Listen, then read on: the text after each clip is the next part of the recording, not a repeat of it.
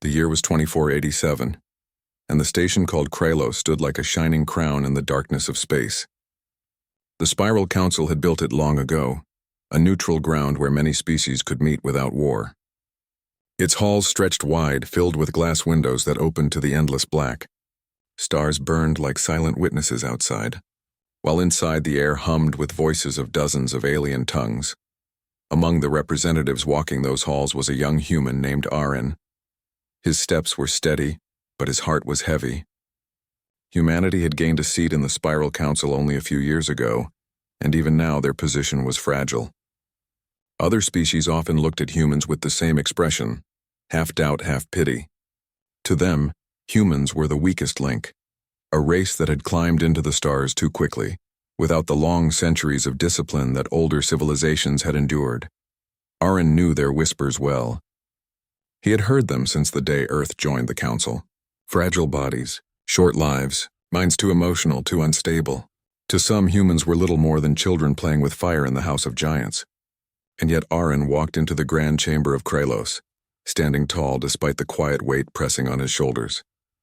The chamber curved like a dome, with seats arranged in high tiers. The walls glowed with faint blue light, and a ring of translation drones floated above, making sure every word spoken could be understood by all. Aaron took his seat, the human seat small compared to the thrones of larger species. Around him, voices murmured in preparation. When the session began, the subject quickly turned hostile.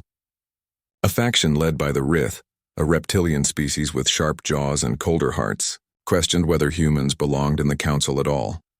They stumble into our halls with their short lives and weaker minds, one of the Rith leaders said, his long claws tapping against the table. How can they hold responsibility in matters that span centuries? Their chaos spreads like fire. Aaron clenched his jaw but said nothing. He had learned that anger gave the Rith exactly what they wanted. Yet silence also burned. He felt as though every eye was on him, waiting to see how the human would respond. And that was when he noticed her. At the far end of the chamber, away from the main seat, stood a woman dressed not in the robes of diplomats but in the practical coat of a scientist. Her dark hair was tied back, and her eyes studied the chamber with calm sharpness. Aaron had seen her once before in passing, though they had never spoken. Her name, if he recalled correctly, was Mira. She was a researcher attached to the human delegation, often ignored by the larger council because she was not an official voice. Now she moved closer. While the Rith continued to speak, Mira leaned near Aaron as though she had every right to be there. Her presence was quiet yet steady, like someone who carried no fear of being dismissed. "Do you hear them?" she whispered, her voice low enough that only Aaron could catch it. "They think we are weak because we do not follow their order. They call us chaos. Let them. Chaos is where we grow." The words struck him like a spark in dry grass. He turned his head toward her, startled. She did not look at him but kept her gaze forward as if her whisper had meant nothing. Yet the sound of her voice remained inside his mind, echoing. Chaos is where we grow. The Rith spoke on, drawing harsh lines with their claws, speaking of rules, of order, of long tradition, but Aaron barely heard them. Mira's whisper had taken root in his thoughts, twisting and turning. Chaos, they had always called it. Chaos, a weakness, and yet she had named it as strength. When the session ended, many left the chamber shaking their heads at the human delegation. Aaron gathered his notes, though his hands felt heavier than before. He stepped out into the quieter halls of Kralos. But Mira was already there, walking with long, even strides. "Wait," he called, surprising himself with the urgency in his voice. She turned, her expression unreadable. "Yes?" "You whispered something," Aaron said, his voice uncertain. "Why would you say that to me?" "Chaos is what they accuse us of. It is what makes them doubt us." Mira studied him for a long moment. Then she shook her head. "They do not understand us, Aaron. They never will unless someone dares to speak differently. You sit there carrying the weight of their doubt, but do you ever ask why we must accept their judgment? Why must we bend to their view of strength?" Her words stung, but they also filled him with an odd fire. "Because we are new to this place," he said at last. "We must be careful. One wrong move and they will shut us out." Mira's lips curved, not into a smile, but into something sharper. "Then let them try. If they fear chaos, then let us show them what chaos can do. They call us fragile. Yet we survive storms that would break their careful lines. We imagine when their minds are trapped in order. That is not weakness, Aaron, that is a gift. For a moment, neither spoke. The hall was quiet around them, only the hum of distant engines filling the air. Aaron wanted to answer, but no words came. His training had prepared him for logic, for diplomacy, for measured tones and patient silence. But her whisper had left all of that shaken. It was not reckless, as he first thought. It was fearless. As Mira walked away, her coat brushing lightly against the polished floor, Aaron felt something unfamiliar in his chest. Not fear, not anger, but a storm of thought that refused to settle. He followed her with his eyes until she disappeared into the branching corridors of Kralos. That night, as he returned to his quarters, Aaron could not find rest.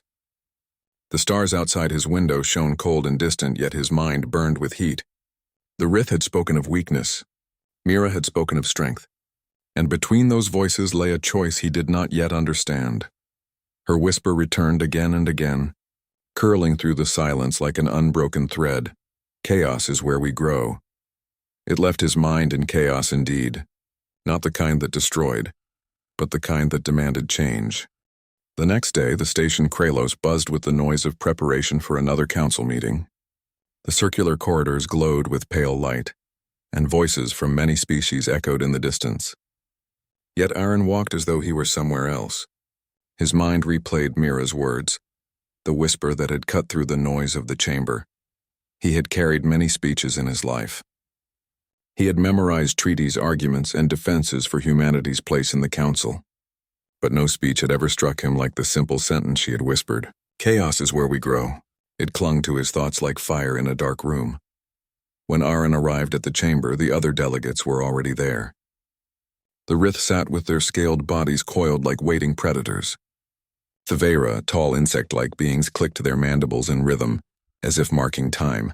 Even the silent stone-skinned Drael, who rarely spoke, leaned forward slightly. All of them watched as the council leader called the session to order. Aaron sat down, but his eyes moved toward the far side of the room. Mira was not in the chamber.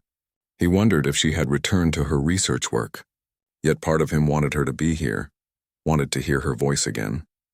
He had never felt such a need before. The discussion turned toward human settlements on the border of council space.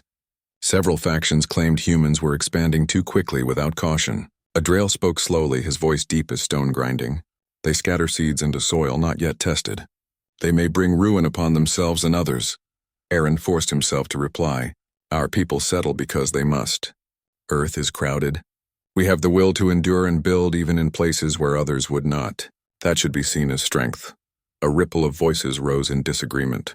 A Vera delegate hissed, strength without control is danger. Chaos cannot be trusted, the word again. Chaos, it burned into him like a mark. He wanted to rise, to argue, but the council leader ended the session before he could speak further. The decision would be delayed for another day. When the chamber emptied, Aaron left with frustration pressing against his ribs. He walked quickly through the wide corridors until he reached the quieter research wing of the station. There, behind a sealed glass wall, he saw Mira at work. Her hands moved over a device unlike anything he had seen before. Small crystals glowed with shifting colors, and arcs of energy flickered between them like living threads of light. Mira adjusted controls, her eyes sharp and focused as though she were listening to a language only she could hear. Aaron entered the lab with hesitation. Mira, she glanced up briefly, then returned to her work. You look troubled. The council spoke again today. They say we spread too fast. They call it chaos. They want us to slow down, to wait centuries before we act. How can I defend against that? They see us as dangerous children. Mira stopped, her hand resting on the glowing crystal. Then she looked at him fully. Do you know why they fear us, Aaron? It is not because we are weak. It is because we do not think like them. They measure time in centuries. They move carefully, step by step. But humans rush forward. We dare to make mistakes. We dare to risk, Aaron frowned. But mistakes could cost us everything. Or give us everything, Mira answered calmly. Tell me, Aaron, do you think this device would exist if I followed their order? Every alien who saw my notes said it was impossible. Their logic closed the path before it began. But I looked again. I saw patterns they dismissed. And now this machine hums in front of you. Aaron studied the device. The arcs of light danced in strange curves, bending as though following invisible tides. "What does it do?" "It bends resonance," Mira said, her voice filled with quiet pride. "It listens to the energy fields around ships and redirects them. In simple words, it can shield an entire fleet with a fraction of the power normally needed. Imagine what this means for travel, for survival." Aaron stepped closer, the glow reflected in his eyes. "This is beyond anything I have seen. If the Council sees this, and they will dismiss it," Mira interrupted. "Or they will fear it. They call us fragile minds, yet they cannot understand the gift of chaos. From that chaos comes invention. We find answers because we are willing to look where they never dare." Her words struck him again, as fierce as the whisper in the chamber. Aaron felt torn. Part of him feared the Council's reaction. Another part of him wanted to believe her completely. "You speak as though chaos is the foundation of who we are." Mira's eyes softened, but her voice stayed firm. "It is. Look at our history. From storms, we learned to build stronger homes. From wars, we learned peace. From mistakes, we built progress. If we were as ordered as the Rith, we would never dream beyond what we see. But because we are human, we dare to imagine more." Silence filled the lab for a moment. The arcs of light danced softly, painting colors across the walls. Aaron finally spoke. "When you whispered to me yesterday, I thought you were reckless. Now I see you are fearless. But do you realize what you ask of me? If I carry your words into the chamber, I will be mocked. Perhaps worse." Mira stepped closer, her expression unshaken. "Then let them mock. Every great change begins with laughter. Speak the truth, Aaron. Show them that chaos is not destruction, it is growth." Her voice settled in him like a weight and a fire at the same time. He could not answer, not yet. But as he left the lab, his heart carried her words with him, heavier than any speech he had prepared before. That night, sleep did not come easily. The stars outside the window of his quarters glimmered as always, but his mind raced. He imagined himself standing in the chamber, speaking Mira's words. He imagined the scorn, the cold stares of the Rith, the insect-like hisses of the Vera. But he also imagined the possibility that someone, even one delegate, might listen. Her whisper had become more than a thought. It had become a choice. And though Aaron feared the path, he knew the weight of silence would be heavier still. In the distance, deep within the research wing, Mira's device continued to hum. Its arcs of light curved and shifted like a heartbeat, as if echoing the rhythm of her fearless idea. And so, between fear and fire, Aaron began to realize that humanity's true trial had only just begun. The station Kralos woke slowly, its endless halls glowing with soft light as a new day began. Ships from a dozen worlds circled outside, their hulls glimmering in the starlight. Inside, the Council prepared for one of its most difficult sessions. Rumors had spread through the chambers like silent fire. Rumors of Mira's device and of whispers that humans were hiding something new. Aaron had barely slept. His eyes were shadowed, his thoughts restless. He had walked the corridors all night, repeating words in his mind, trying to shape them into something worthy. He knew the Council would not wait much longer. They demanded answers. Humanity's place was again under trial. When the doors of the chamber opened, the delegates filled their seats with heavy steps and sharper eyes. The Rith settled into their chairs with claws tapping on polished stone. The Vera clicked their mandibles with steady rhythm. Even the silent Drael, who often spoke last, leaned forward as though expecting conflict. Aaron sat in the human seat, the smallest of all. His palms rested on the table, but they were not steady. He breathed deep, searching for courage. The session began with accusations. A Vera delegate's voice hissed through the translator. "Humans experiment in secret. They build machines without approval. This is disorder. This is chaos." Another voice, deeper and sharper, followed.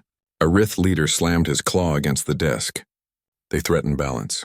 They risk all of us with their wild minds. Why should we allow them a place among us?" Murmurs rose across the chamber. Every word pressed against Aaron like a wall closing in. He had prepared lines of defense, but they felt thin now, fragile compared to the storm before him.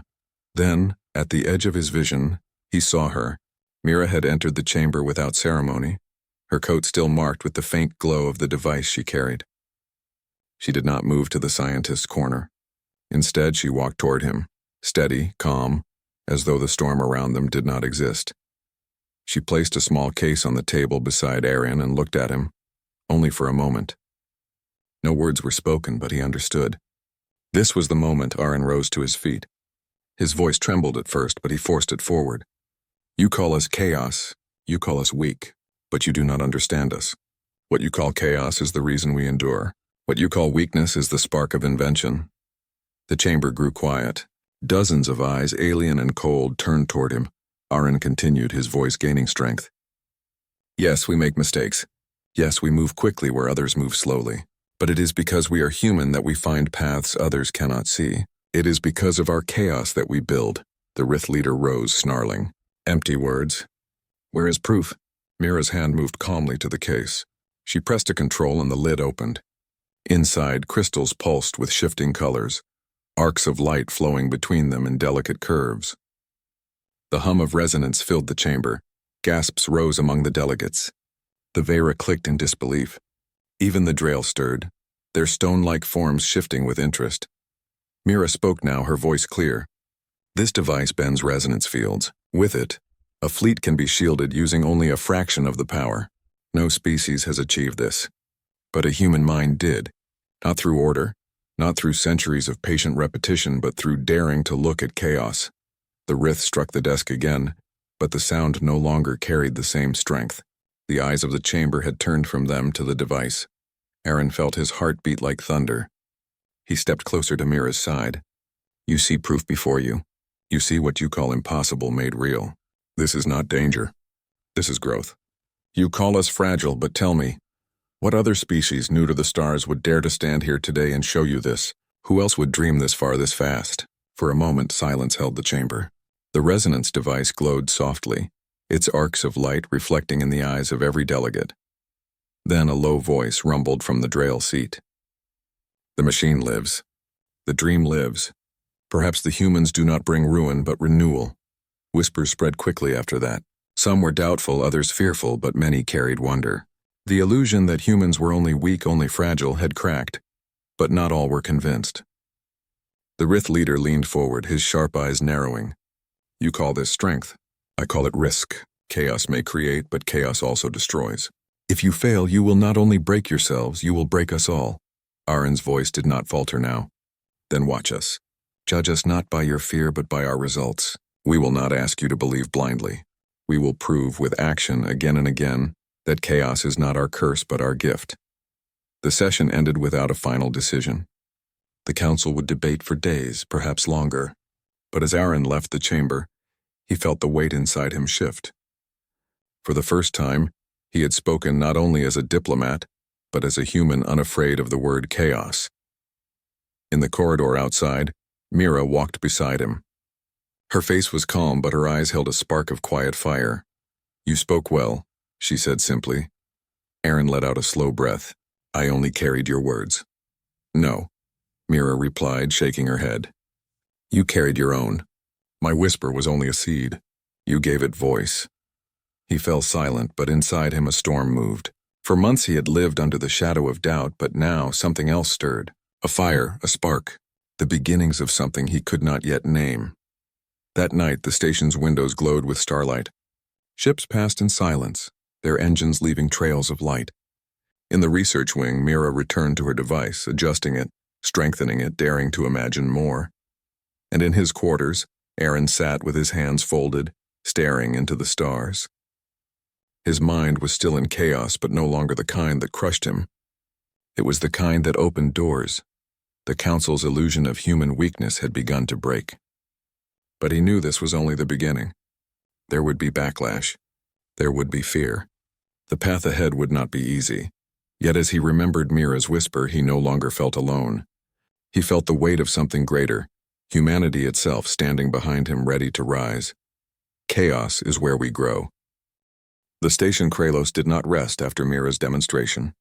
The halls were filled with murmurs, and the glow of the resonance device became the subject of endless debate. Some species whispered in wonder, others in fear.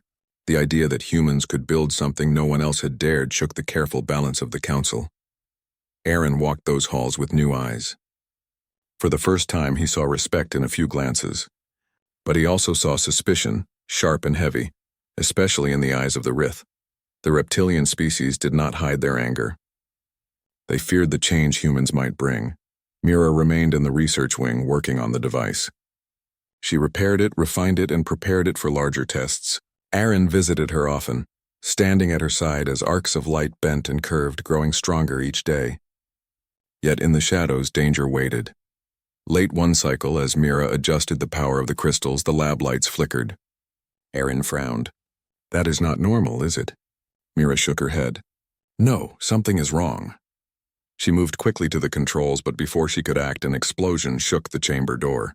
Smoke poured through the crack as alarms blared. Saboteurs had come. Dark shapes rushed inside, moving with purpose. Their forms were hidden in armor, but the sharp movement of their claws betrayed them. Aaron pulled Mira behind the table as a blast struck the floor, sending sparks into the air. She clutched the device's core close to her chest, protecting it even as danger closed in. The guards of the station arrived moments later, forcing the attackers back. The Rith fled, leaving behind chaos and smoke. But in their retreat, one shot struck Mira across her side. She collapsed, the device still in her arms. Aaron caught her before she hit the ground. "Stay with me, Mira." His voice trembled, but her eyes opened, steady even in pain. "Do not let them silence us," she whispered. Her grip tightened on the device. Medics arrived and rushed her to the infirmary. Aaron walked beside the stretcher, his heart beating like thunder. He had never felt fear this sharp before, not even in the council chambers. Fear not for himself, but for her. Hours passed. The medics worked in silence while Aaron waited outside, pacing the floor. At last they told him the wound was serious but not fatal. Mira would recover, though she needed rest. Relief washed over him, but it carried with it something else, a fire of anger. He knew the Rith would not stop. They wanted humanity silenced before the idea of human strength could grow. The council gathered the next day, the attack fresh in every mind. The chamber buzzed with tension. Many demanded punishment, others called for investigation. The Rith, sitting tall in their seats, denied responsibility, claiming it was the work of rogue elements. Few believed them, but proof was thin. When the council leader called for testimony, Aaron stood. His voice did not shake this time. Yesterday, an attempt was made to destroy our work. Mira was attacked because she dared to imagine what others called impossible. This proves what we already know, that fear rules this chamber. Some fear our chaos, some fear our speed, some fear our dreams. But fear will not decide our path. We will. The chamber stirred with voices, some angry, some moved. Aaron raised his hand for silence. You want proof of human courage. You want to see if chaos can be strength. Then hear this. We will not hide. We will continue Mira's work.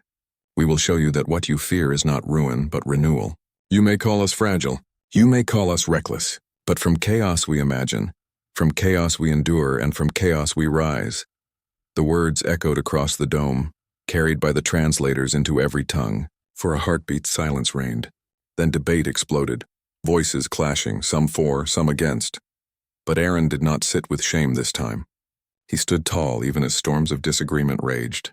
He felt Mira's whisper alive in his chest, carried into the chamber like a torch in darkness. When the session ended, he went to the infirmary. Mira was awake, sitting upright, her side bandaged. Her eyes studied him as he entered. "You spoke," she said softly. "I did," Aaron answered. "And I did not speak only for myself. I spoke for all of us. For you?" Mira's lips curved slightly. Not a smile of joy, but one of recognition. "Good. The council must hear the truth even if it shakes them." He sat beside her, silent for a while. The room hummed with medical machines, steady and calm, so different from the storm inside him. "Do you regret it?" Mira asked at last. Aaron shook his head. "No, for the first time I feel like I spoke as I should. But I know they will come again. The Rith will not rest. Then neither will we," Mira said firmly. "They tried to silence us with fear. But fear is their tool, not ours. Ours is chaos, and chaos cannot be chained." Her voice was weaker than before, but the fire inside her words burned just as bright. The following days were restless. News of the attack spread beyond the council. Across the station, some species began to see humans differently. They were not just fragile newcomers. They had faced sabotage and still stood. Even allies who had once doubted began to whisper with curiosity. But the danger was not over. Aaron received messages filled with warnings. Some delegates told him to stop. Others threatened him outright. Yet he carried on because to stop now would mean proving the Rith right. One evening as he walked past the great glass windows, he looked out at the stars. Ships drifted like sparks in the distance, carrying life, hope, and fear. His reflection stared back at him, but he barely recognized it. No longer the cautious diplomat who had once kept silent. Now he was something else, something forged by chaos itself. He thought of Mira's whisper, the words that had shaken his mind. He thought of her courage, wounded yet unbroken. And he thought of humanity, waiting for its place among the stars. They were not done. The greatest test was still to come. For now the council balanced on a knife's edge, uncertain whether to raise humanity or cast them down. But Aaron knew one truth that no attack could take from him. Fear might wound them, but fear could not silence them. Chaos was their spark, and sparks once lit could set the stars aflame. The stars outside Kralos burned quietly, but inside the station storms of fear and anger brewed. The council was divided more sharply than ever. Some delegates wanted to expel humans from their seat, calling them reckless. Others argued that humanity's daring spirit could be valuable in times of crisis. It was during this uncertain hour that the crisis came. The warning sirens blared across the station, sharp and sudden. Aaron was in his quarters when the lights flashed red, and the walls shook faintly from a distant impact. He rushed into the corridors where others were already running. Voices filled the air. Words like attack and invasion spread quickly. The truth came moments later. A hostile fleet not part of the council had entered the system. They were raiders who thrived in lawless regions beyond known space. They had struck before against weaker colonies but never dared to attack Kralos. Now they came in force, their ships cutting through the void like blades. The council chamber erupted in panic. Delegates shouted over each other, demanding action. The Rith called for immediate evacuation of non-essential personnel. The Vera argued for strict defense lines. The Drael urged caution. Yet no plan was clear and time was short. Aaron stood among them, his heart racing. Then he thought of Mira. He left the chamber and rushed to the infirmary. She was already there, standing despite her injury, her coat thrown over her shoulders. She had refused to stay in bed while danger closed in. "They are coming for the station," Aaron said quickly. "The council cannot agree. They will tear themselves apart before they make a plan." Mira's eyes were steady. "Then we make one for them." She lifted the resonance device, its crystals glowing faintly. "This is why I built it. Not to sit in debate, but to protect life. If we link it to the station shields, we can hold against the raiders long enough for defense fleets to arrive." Aaron hesitated. "The council will never agree. They do not trust us." "Then we do not wait for their trust," Mira replied. "We act." Together they carried the device through the trembling halls. The sounds of distant fire echoed through the walls as the raiders struck the outer defenses. When they reached the control chamber, the guards hesitated, uncertain if humans should be allowed near the station's systems. But Mira's voice cut through. "Do you want to live?" she asked, her tone firm. "Then let us try." There was no time to argue. The guard stepped aside. Mira connected the device to the shield matrix, her fingers moving with practiced speed. Sparks leapt as the crystals aligned with the station's power lines.